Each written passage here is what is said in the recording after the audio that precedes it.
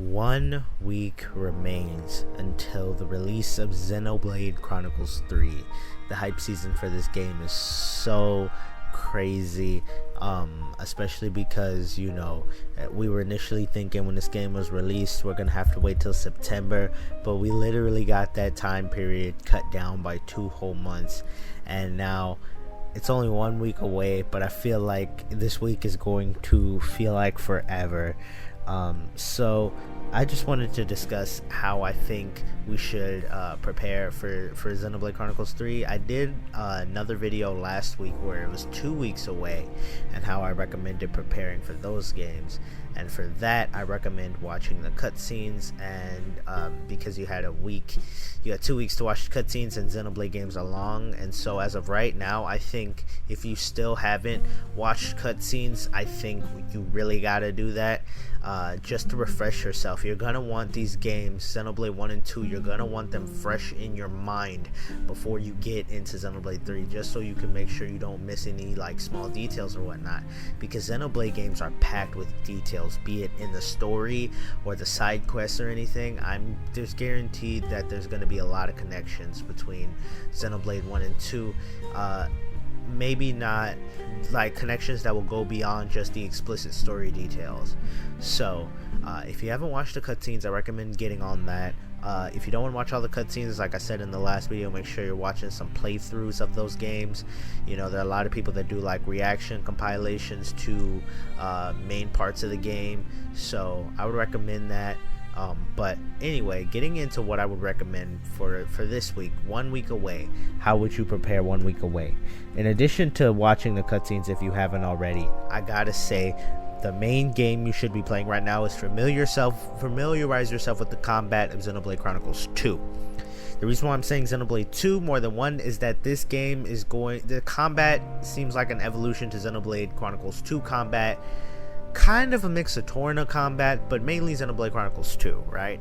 And so because there's canceling attacks, canceling arts, art canceling gives you that bonus, and art canceling was just key to the combat in Xenoblade Chronicles 2, and so it seems like that's going to be making the return. And just the layout of the way the combat system works, the way the UI seems to be, it looks really similar to Xenoblade 2's UI.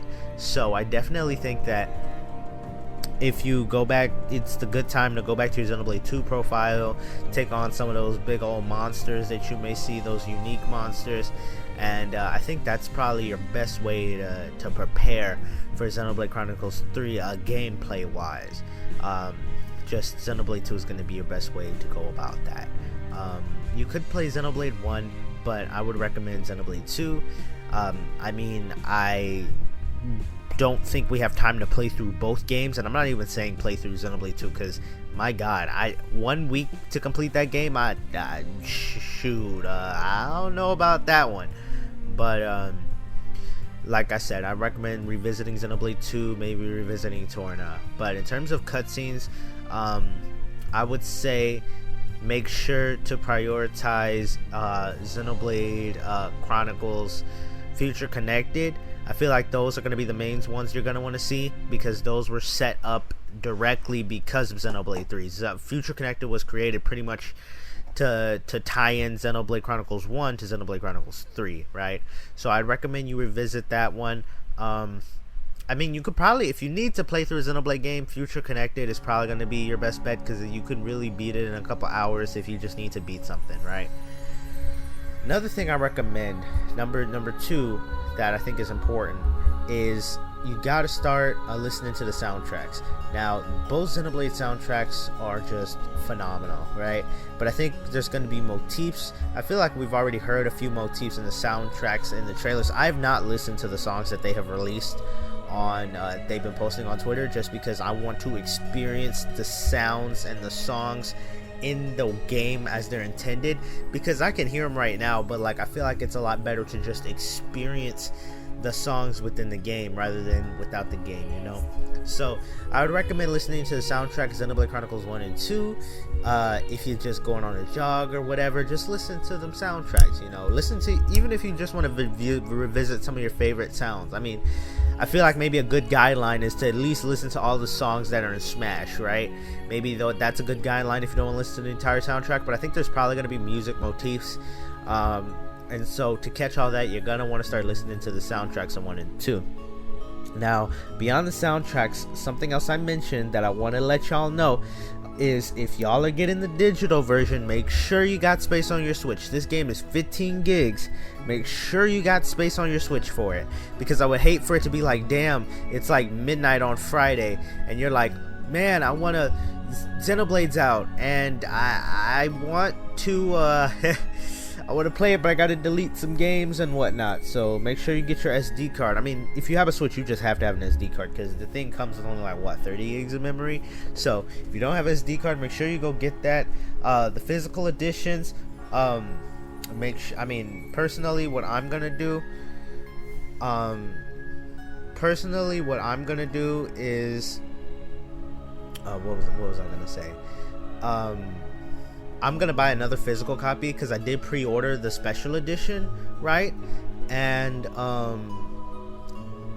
I think I'm gonna get, because I'm not sure, the special edition, the way it works is I'm getting the game, number 1, and then number 2, the special edition is gonna be shipped in the fall.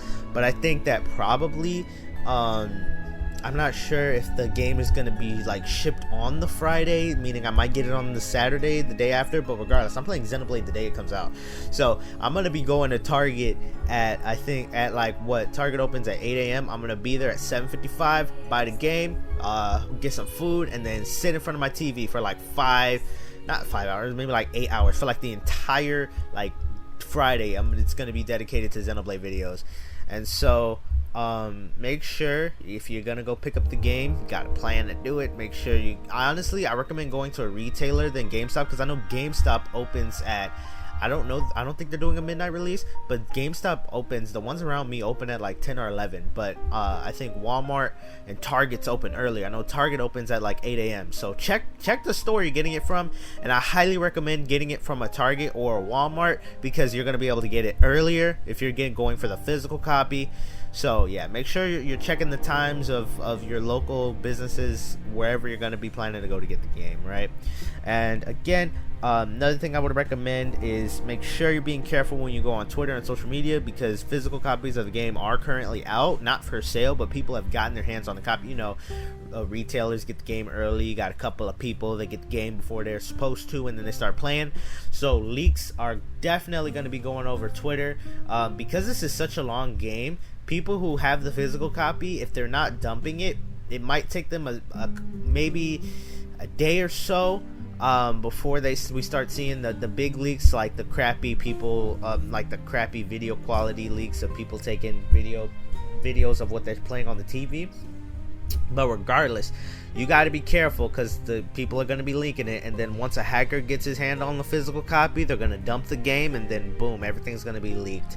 But regardless, you know, I'm going to be having a lot of spoiler-free Xenoblade content. I'm not going to be covering any spoilers on the game until the game comes out. And like I said, when the game comes out, the way I'm going to be doing my videos on it is I'm going to be doing like I'm going to like insert how many hours I've been in the game, my experience with Xenoblade after X amount of hours, right? And so I'm going to be pretty spoiler free. But if you want some spoiler free Xenoblade content, make sure to subscribe. I got a bunch of other Xenoblade videos that I've made and other ones coming. So if you need spoiler free Xenoblade content, make sure to subscribe. Love y'all, and I'm so hyped. 1 week away.